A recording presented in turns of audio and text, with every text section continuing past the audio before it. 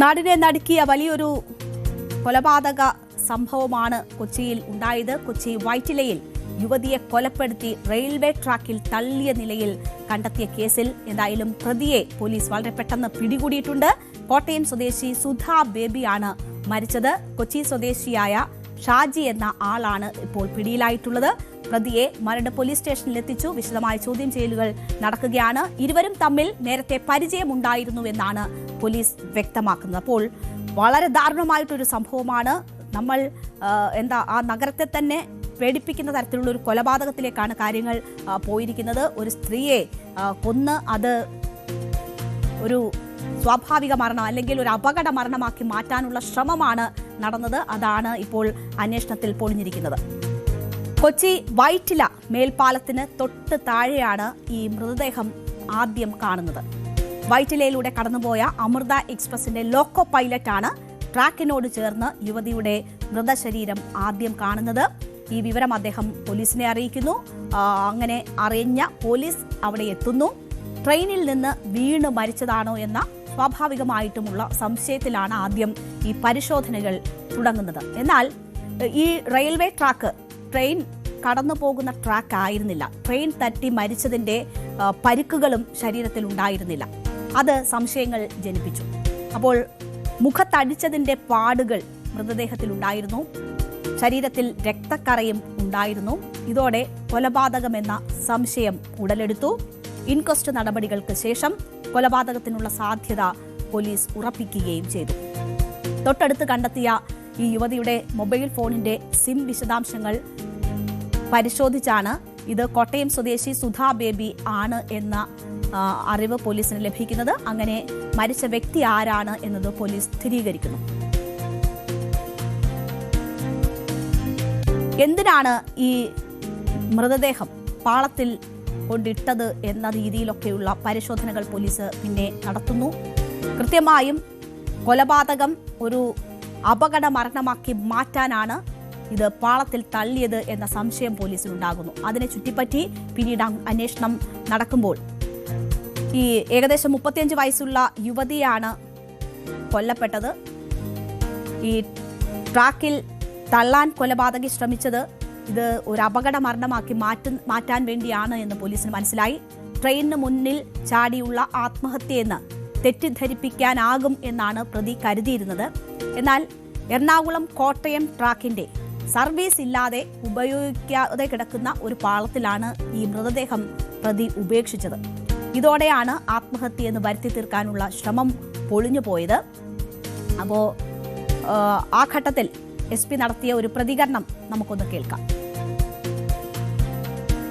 അത് Amrita എക്സ്പ്രസിന് loco pilot ട്രാക്കിന്റെ അടുത്ത് ഒരു ബോഡി കിടക്കുന്നുണ്ടെന്നുള്ള ഇൻഫർമേഷൻ അത് കിട്ടിയത്. അതിന്റെ അടിസ്ഥാനത്തിൽ മരട് പോലീസ് സ്റ്റേഷനിൽ നിന്നും സ്റ്റാഫ് വന്ന് അത് ഏരിയ കോർഡൺ ഓഫ് ചെയ്തിരുന്നു. അതിനുശേഷം ഞങ്ങൾ ഇന്ന് ഇൻക്വസ്റ്റും തുടർ നടപടികളും കുറച്ച് എവിഡൻസ് കളക്ഷനും സയന്റിഫിക് ടീമിന്റെ അനാലിസിസും എല്ലാം ഉണ്ടായിരുന്നു. അതിൽ പ്രഥമ ദൃഷ്ടിയ മനസ്സിലാവുന്ന ഒരു അസ്വാഭാവികതയുണ്ട്.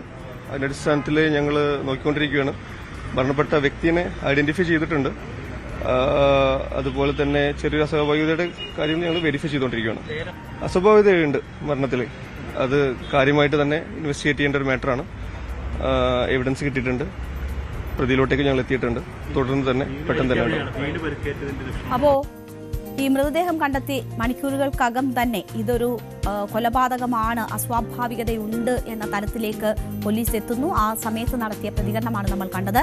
പിന്നീട് ഈ അന്വേഷണത്തിൽ നിർണായകമായത് CCTV ദൃശ്യങ്ങളാണ്.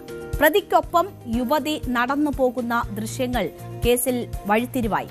ഇരുവരും കാറിൽ നിന്ന് ഇറങ്ങി നടക്കുന്നതിന്റെ ദൃശ്യങ്ങൾ പോലീസിന് ലഭിച്ചു.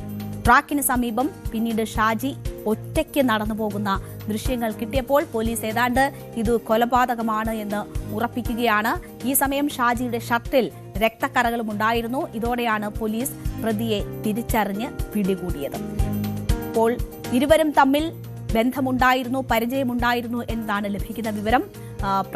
പെട്ടെന്നുണ്ടായ പ്രശ്നങ്ങളാണ് കൊലപാതകത്തിലേക്ക് നയിച്ചത് എന്ന് സംശയിക്കുന്നു. മറ്റെന്തൊക്കെ കാരണങ്ങളുണ്ട് എന്നത് കൂടുതൽ ചോദ്യം ചെയ്യലുകൾക്ക് ശേഷമായിരിക്കും പുറത്തുവരിക. എന്തായാലും 35 വയസ്സ് പ്രായമുള്ളൊരു യുവതിയാണ്. ഇരുവരും കാറിൽ സഞ്ചരിച്ച് എത്തി. അവിടെ നിന്നാണ് പിന്നീട് കൊലപാതകവും പിന്നീട് ഈ മൃതദേഹം ട്രാക്കിൽ ഉപേക്ഷിച്ച് അതൊരു സ്വാഭാവിക അല്ലെങ്കിൽ അപകട മരണമാക്കാനുള്ള ശ്രമവുമൊക്കെ നടന്നിരിക്കുന്നത്. എന്തായാലും വിശദമായ ചോദ്യം ചെയ്യൽ നടക്കുകയാണ്. ഈ സംഭവത്തിൽ മണിക്കൂറുകൾക്കുള്ളിൽ തന്നെ പ്രതിയെ പിടികൂടാനായിരിക്കുന്നു എന്നതാണ് ഒരു നേട്ടമായി അല്ലെങ്കിൽ പോലീസിന്റെ ഈ അന്വേഷണത്തിലെ ഒരു മികവായി നമുക്ക് ചൂണ്ടിക്കാട്ടാനുള്ളത്. CCTV ദൃശ്യങ്ങളൊക്കെ വളരെ നിർണായകമായി. പ്രതിയെ സംബന്ധിച്ച് കാൽക്കുലേഷനിൽ വലിയ പ്രശ്നമുണ്ടായി. ഇത് ട്രെയിൻ കടന്നു പോകാത്ത പാളത്തിൽ മൃതദേഹം ഉപേക്ഷിച്ചതോടുകൂടിയാണ് ഇതൊരു കൊലപാതകം എന്നത് പെട്ടെന്ന് തന്നെ മനസ്സിലാകുന്ന സാഹചര്യമൊക്കെ ഉടലെടുത്തത്. നിരവധി സ്ഥാപനങ്ങൾ ഉള്ള സ്ഥലമാണ്.